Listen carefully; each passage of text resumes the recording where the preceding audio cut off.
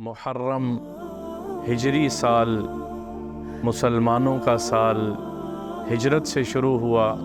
محرم الحرام بڑا برکتوں والا مہینہ ہے۔ یہ 10 محرم کا دن تاریخ ہے مسلمانوں کے لیے۔ بڑے بڑے حادثے، بڑے بڑے سانحے اس دن کے اندر ہوئے ہیں۔ امام حسین رضی اللہ تعالی عنہ کی شہادت 10 محرم کو ہوئی ہے۔ اس مہینے میں اللہ کی طرف رجوع کو بڑھانا ہے، اس مہینے میں اللہ کو راضی کرنا ہے، محاسبہ کرنا ہے اپنا۔ حاسبوا قبل ان تحاسبوا، اپنا محاسبہ کرو، نیا سال شروع ہو رہا ہے۔ اور ہماری تو زندگی ہی انہی کی طرف ڈھلتی چلی جا رہی ہے۔ ہماری نوجوان نسل کے آئیڈیل وہ لوگ بنتے جا رہے ہیں جہاں اللہ نے کہا خالف الیہود والنصارى۔ میرے نبی پاک صلی اللہ تعالی علیہ وسلم نے ایک زندگی دی ہے، ضابطہ حیات ہے، جس میں بالوں سے لے کے سر کے پیشانی کے بالوں سے لے کے انگوٹھے کے ناخن تک ایک ایک چیز میرے نبی پاک صلی اللہ تعالی علیہ وسلم نے تفصیل سے بتائی ہے۔ ابتدا سے توبہ کریں، استغفار کریں اور اللہ سے مانگیں کہ یا اللہ تو ہمارا نیا سال ہمارے لیے مبارک کر کے چڑھانا، ہمارے لیے گناہوں سے ہمیں بچا لینا، اور جو پچھلا سال گزرا ہے اس پہ میں اللہ سے معافی مانگوں، استغفار کروں۔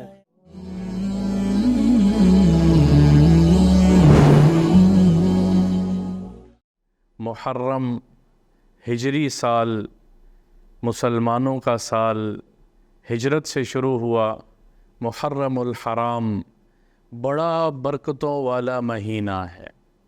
مسلم شریف کی روایت ہے، ابو ہریرہ رضی اللہ تعالیٰ عنہ نقل فرماتے ہیں، رسول اللہ صلی اللہ تعالی علیہ وسلم نے فرمایا، افضل الصیام بعد شہر رمضان شہر المحرم، اور ایک روایت میں تدعونہ المحرم، سب سے بہترین روزہ رمضان کے روزوں کے بعد محرم کا روزہ ہے، شہر اللہ المحرم۔ اور ایک روایت میں شہر اللہ المحرم، اس مہینے کو، محرم کے مہینے کو اللہ کے نبی نے شہر اللہ، اللہ کا مہینہ قرار دیا ہے۔ سارے مہینے ہی اللہ کے ہیں، سارے مہینے اللہ کے ہیں، شمسی مہینے ہو یا قمری سال ہو، سارے سال اللہ کے ہی بنائے ہوئے ہیں اور اللہ کے ہی ہیں، لیکن اس مہینے کو، محرم کو، خاص نسبت میرے اللہ نے اپنی ذات کے ساتھ دی ہے۔ شہر اللہ، اللہ کا مہینہ، اللہ کا مہینہ۔ اس مہینے کی فضیلت میں یہ بہت بڑی بات ہے کہ اللہ نے اس مہینے کو اپنی نسبت عطا فرمائی ہے۔ اس مہینے کے روزے برکت والے روزے ہیں۔ اس مہینے کا روزہ رکھنا، حضور اکرم صلی اللہ تعالی علیہ وسلم نے فرمایا کہ اس مہینے کا روزہ بڑی برکتوں والا روزہ ہے۔ کس دن کا؟ 10 محرم کا روزہ۔ حضور اکرم صلی اللہ تعالی علیہ وسلم جب مدینہ منورہ تشریف لے آئے تو وہاں دیکھا کہ وہاں کے لوگ، یہود، وہاں روزہ رکھے ہوئے تھے۔ فرمایا ای یوم ھذا، یہ آج کون سا دن ہے؟ تو انہوں نے جواب میں کہا آج 10 محرم کا دن ہے، تو ہم روزہ رکھے ہوئے ہیں۔ فرمایا تم نے کس وجہ سے روزہ رکھا ہے؟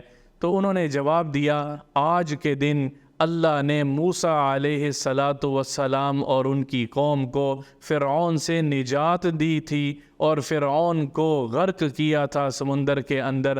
ہم اس نجات دینے کے شکر پہ، موسیٰ علیہ السلام کے حکم پہ ہم یہ روزہ رکھتے ہیں۔ تو میرے نبی پاک صلی اللہ تعالی علیہ وسلم نے فرمایا نحن احق و اولا بموسیٰ منکم، ہم تم سے زیادہ حقدار ہیں۔ موسیٰ علیہ السلام تو انبیاء میں سے ہیں اور میرے بھائی ہیں، میں زیادہ حقدار ہوں کہ آج کے دن روزہ رکھوں۔ تو حضور اکرم صلی اللہ تعالی علیہ وسلم نے 10 محرم کا روزہ رکھا۔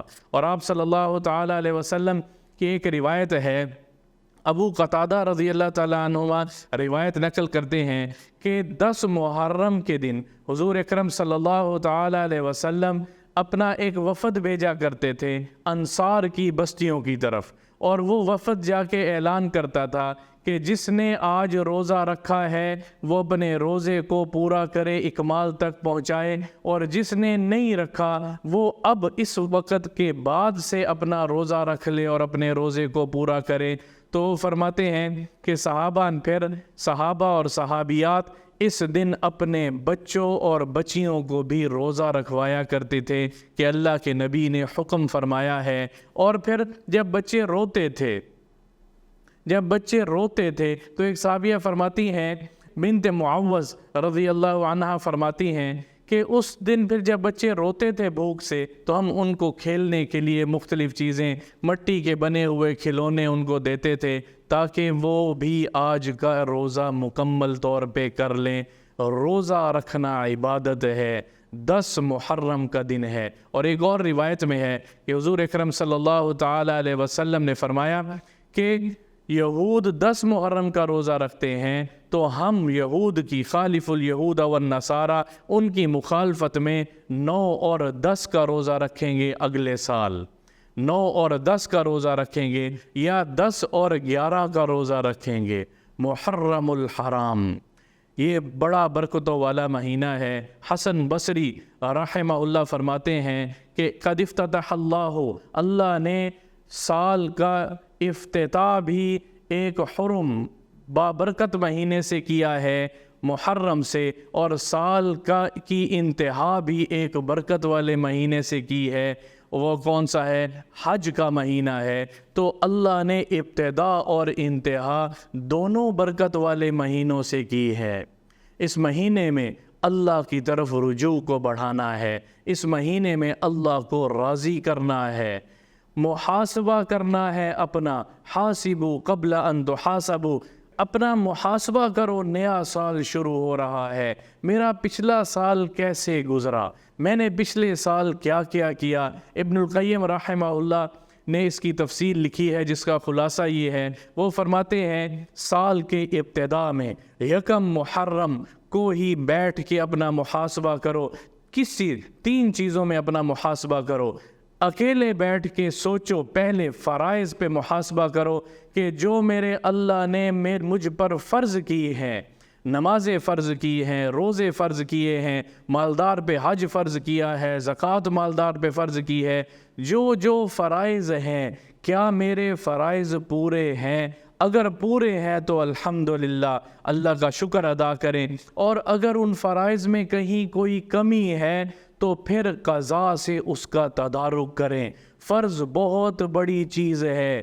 پچھلا پورا 1 سال گزر گیا، ایک پورا سال گزر گیا، میں نے اس سال میں 360 دنوں میں 365 دنوں میں نے اس سال میں اپنی نمازوں کو، فرائض کو پورے اہتمام کے ساتھ ادا کیا ہے یا نہیں کیا؟ اگر نہیں کیا تو پھر اس کا تدارک کریں، ان نمازوں کو قضا کر کے پڑھیں، قضا پڑھیں، تاکہ کل اللہ کے سامنے جب مجھ سے پوچھا جائے اول ما یحاسب بالعبد یوم القیامہ الصلاۃ، سب سے پہلے جس چیز کا سوال کیا جائے گا بندے سے کل قیامت کے دن وہ نماز ہوگی، نماز کا محاسبہ کریں، فرائض کا محاسبہ کریں۔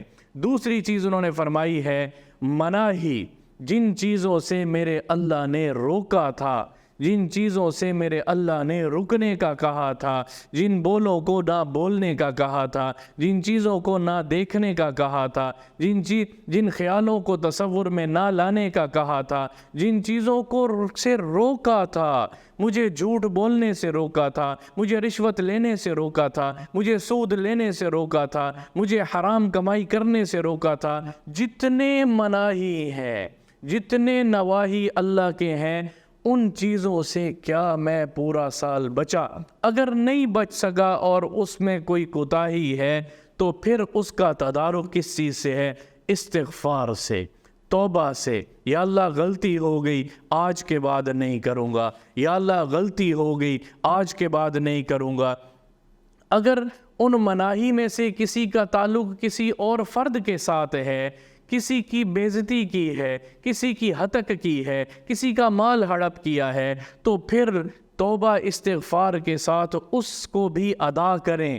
جس کو کچھ دینا ہے، جس کے ساتھ معاملہ ہے، اس کے معاملے کو اچھے انداز سے اس کے ساتھ ختم کریں، اور اگر کچھ لین دین ہے تو وہ اس کو ادا کریں۔ کسی کی عزت اچھالی ہے تو اس سے جا کے معافی مانگیں، استغفار کریں اور لوگوں کے حقوق کو ادا کریں۔ یہ دوسرا محاسبہ ہے، یکم محرم کا دوسرا محاسبہ ہے۔ اور تیسرا محاسبہ کیا ہے؟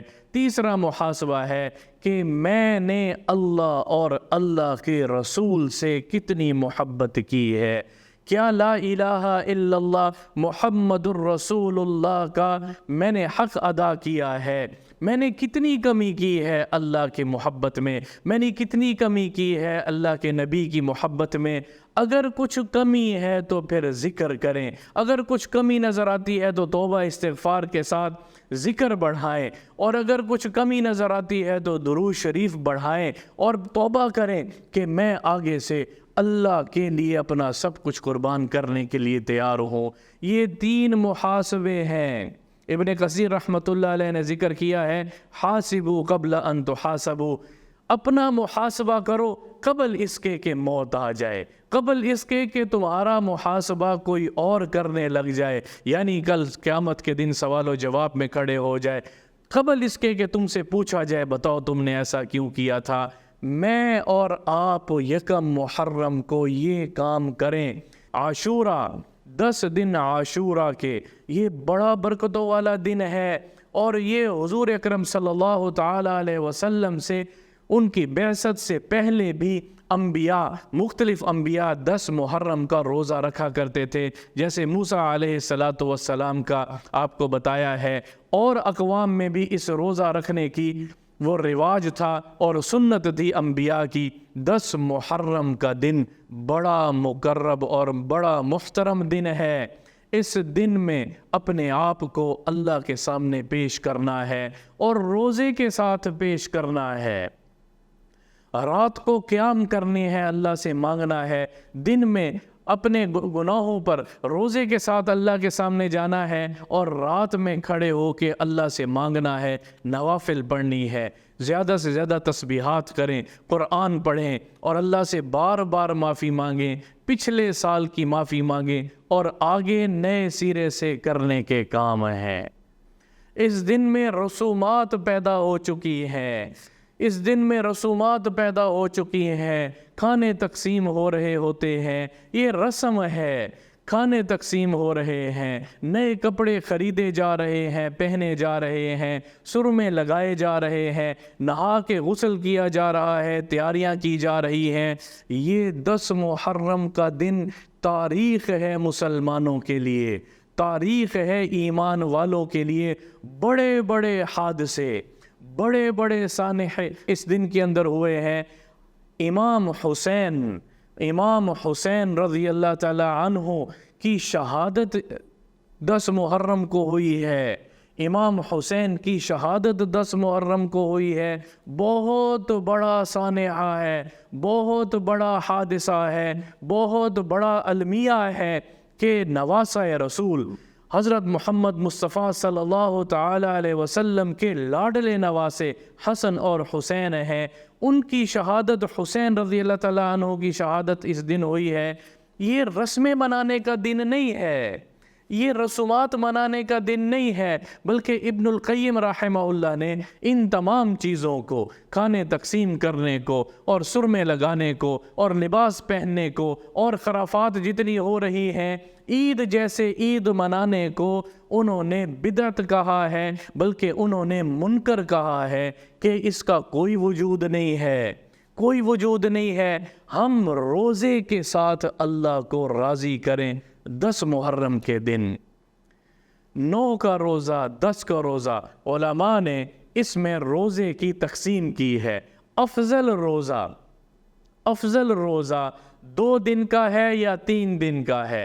9 محرم کا روزہ، ابن القیم رحمہ اللہ کی بھی یہی رائے ہے، بہت بڑے اللہ والے گزرے ہیں، محدث ہیں، وہ فرماتے ہیں میرے نزدیک افضل تقسیم محرم کے روزوں کی یہ ہے کہ 9 محرم کا روزہ رکھا جائے، 10 محرم کا روزہ رکھا جائے اور 11 محرم کا روزہ رکھا جائے. یہ افضل تقسیم ہے اگر کوئی رکھ سکے تو. پھر وہ فرماتے ہیں دوسرے نمبر پہ میں یہ سمجھتا ہوں کہ 9 اور 10 کا کم از کم روزہ رکھ لیا جائے. اور پھر وہ فرماتے ہیں تیسرے نمبر پہ میں یہ کہتا ہوں کہ 10 اور 11 کا روزہ رکھ لیا جائے، کیونکہ نبی پاک صلی اللہ تعالی علیہ وسلم نے فرمایا کہ اگلے سال اگر محرم ہم نے پایا تو ہم 2 روزے رکھیں گے، 9 اور 10. تاسع کا حدیث میں ہے 9 کا روزہ بھی شامل کریں گے 10 کے روزے کے ساتھ، تاکہ یہود و نصارہ کی مخالفت ہو جائے. خالف الیہود والنصارہ، یہاں تو عبادت میں روزہ رکھنے میں مخالفت ہو رہی ہے، اور ہماری تو زندگی ہی انہی کی طرف ڈھلتی چلی جا رہی ہے. ہماری نوجوان نسل کے آئیڈیل وہ لوگ بنتے جا رہے ہیں جہاں اللہ نے کہا خالف الیہود والنصارہ، یہود اور نصارہ کی مخالفت کرو. کس چیز میں؟ اپنے حلیے میں مخالفت کرو، اپنی چال ڈھال میں مخالفت کرو، اپنے لباس میں مخالفت کرو، اپنی بول چال میں مخالفت کرو، اپنی روزمرہ زندگی میں ان کے طور طریقوں کو نہ اپناؤ.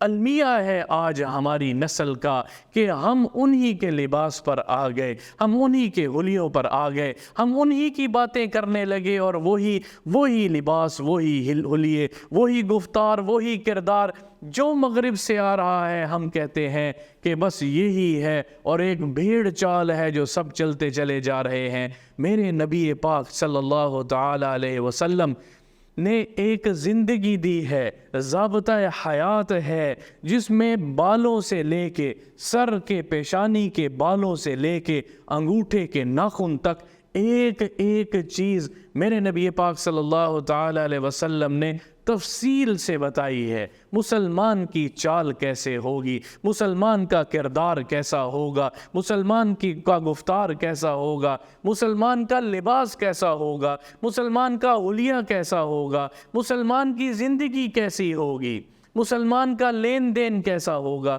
مسلمان کی بات کرنا کیسا ہوگا. نبی پاک صلی اللہ تعالی علیہ وسلم نے پوری ایک زندگی بتائی ہے، پوری ایک زندگی بتائی ہے جو اس